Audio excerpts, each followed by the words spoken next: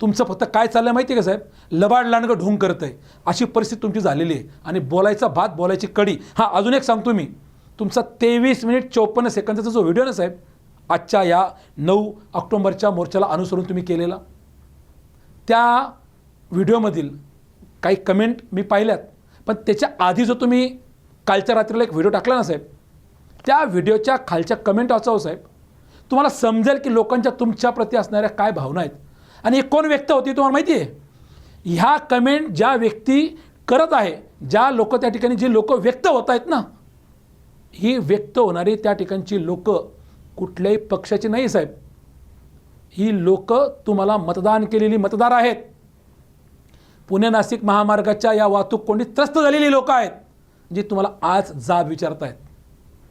तुम्ही विरोधातले खासदार आहात, तुमच्याकडनं प्रश्न अजून मार्गी लागलेला नाही, भविष्यात मार्गी लागेल का माहीत नाही.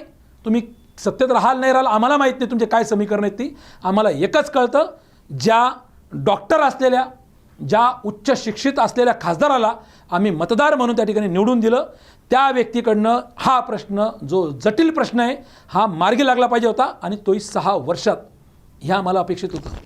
तो आजही मार्ग लागलेला नाही आहे. आणि तुम्ही सगळ्या यंत्रणेवरती फक्त तुमचं ज्या ठिकाणी पाप त्यांच्या माथी मारण्याचं काम करताय, जे पाप तुमचं आहे